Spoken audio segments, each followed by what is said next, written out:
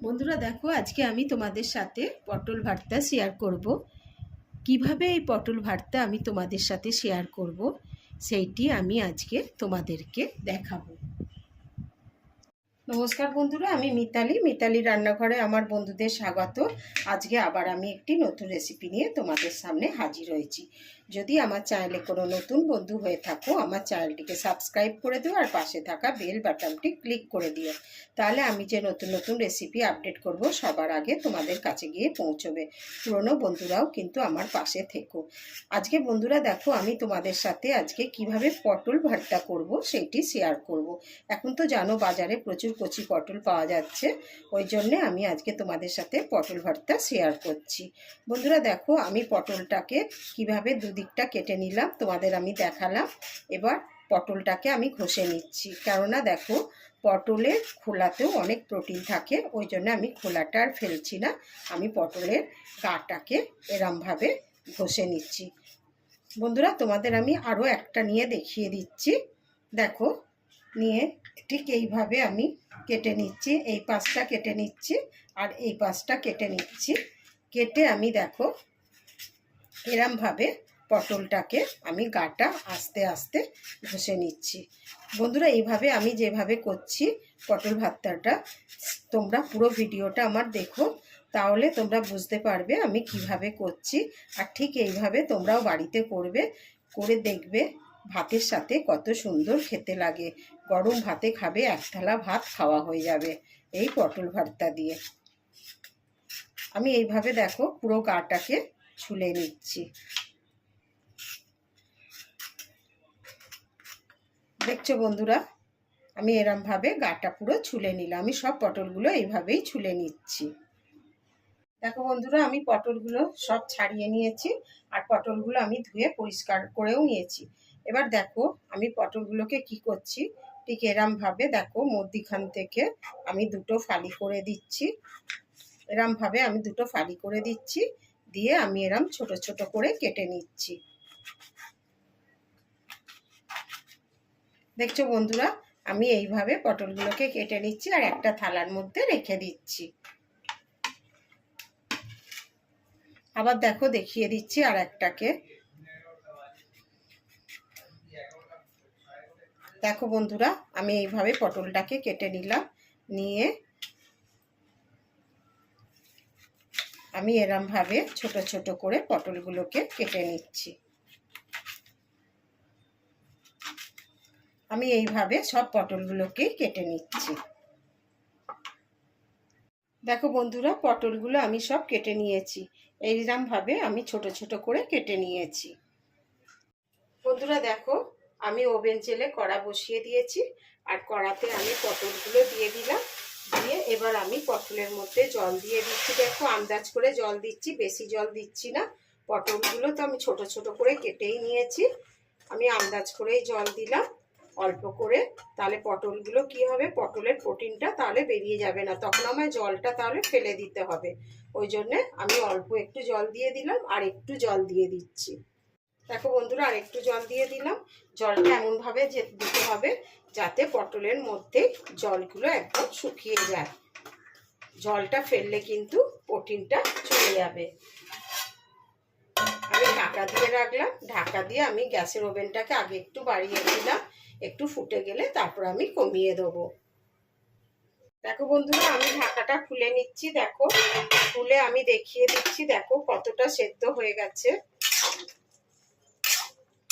দেখছো বন্ধুরা, আর একটু আমি সেদ্ধ হলে আমি এটা নাবিয়ে নেব। আমি একটু নাড়াচাড়া করে দিলাম, একটু মাঝে মাঝে এরমভাবে নাড়াচাড়া করে দিতে হবে। দেখো আমি আর কিছুক্ষণ পর এটাকে নাবিয়ে নেব। দেখো বন্ধুরা, পটলগুলো সেদ্ধ হয়ে গেছে। দেখো আমি আর সেদ্ধ করব না, এবার আমি গ্যাসটাকে অফ করে দিচ্ছি আর পটলটা ঠান্ডা করতে দিচ্ছি। বন্ধুরা, আমি একটা মিক্সির জার নিয়ে নিয়েছি আর জারের মধ্যে আমি এই পটলগুলোকে দিয়ে দিচ্ছি, দিয়ে আমি মিক্সিতে ভালো করে বেটে নেব। বন্ধুরা দেখো, আমি এবার একটা ঢাকা দিয়ে মিক্সির মুখটা আমি ঢাকা দিয়ে দিলাম, আর মিক্সিতে আমি ভালো করে এটা বেটে নিচ্ছি। দেখো বন্ধুরা, আমি মিক্সিতে পটলটাকে বেটে নিয়েছি, দেখো ভালোভাবেই পেস্টটা করে নিয়েছি। এটা আমি এবার একটা থালার মধ্যে ঢেলে নিচ্ছি। একটা থালা নিয়েছি, থালার মধ্যে আমি নিয়ে নিচ্ছি এটা। দেখো দেখেছো বন্ধুরা, একদম মিহিভাবে আমি করে নিয়েছি।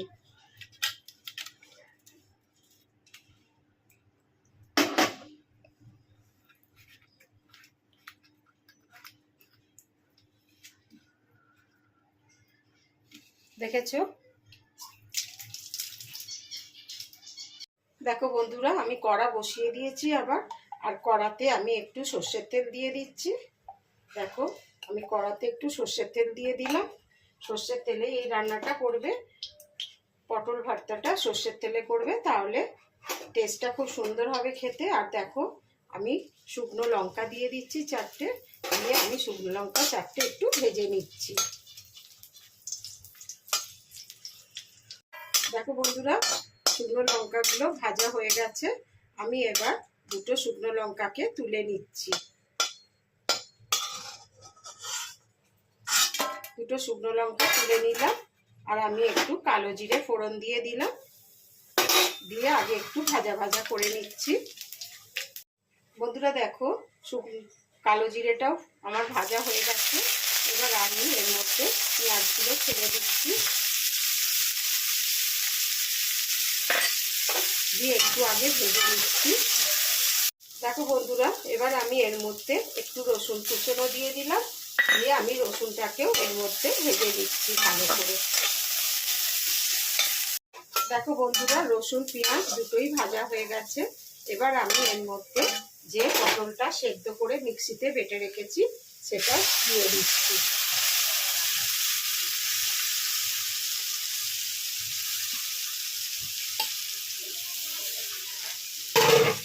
দিয়ে দেখো আমি একটু আগে নাড়িয়ে নিচ্ছি, আর গ্যাসের ওভেনটাকে কিন্তু আমি একটু কমিয়ে রেখেছি।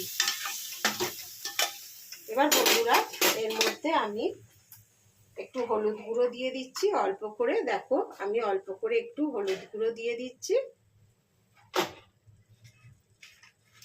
আর অল্প একটু দেখো আমি লঙ্কার গুঁড়ো দিয়ে দিচ্ছি, দিয়ে একটু নাড়াচাড়া করে দিচ্ছি আলতো হাতে। দেখো একটু নাড়াচাড়া করে দিচ্ছি।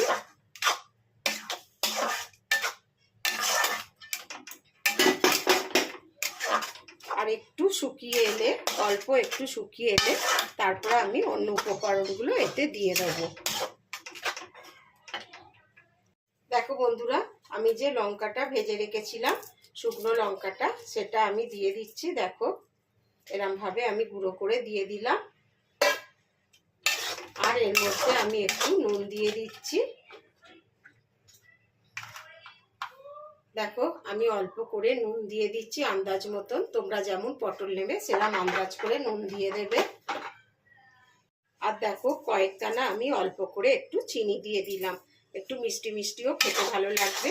এবার আমি আবার দেখো একটু নাড়াচাড়া করে এটাকে ভালো করে শুকিয়ে নিচ্ছি। দেখো বন্ধুরা, আমি দুটো কাঁচা লঙ্কাও দিয়ে দিলাম।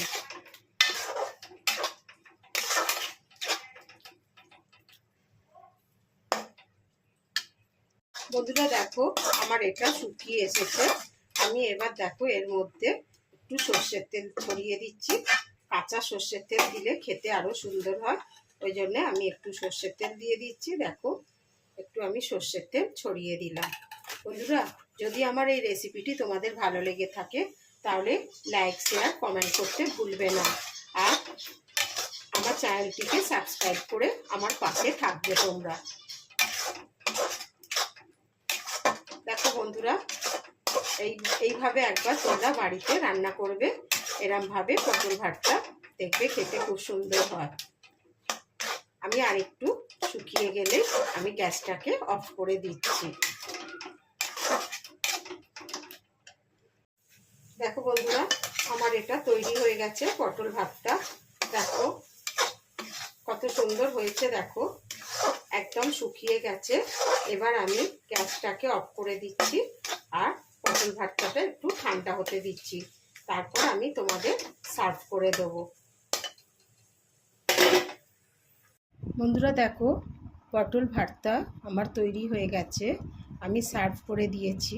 দেখো কত সুন্দর হয়েছে। আমি আবার একটি নতুন রেসিপি নিয়ে তোমাদের সামনে হাজির হব। তোমরা ভালো থেকো, সুস্থ থেকো। ধন্যবাদ।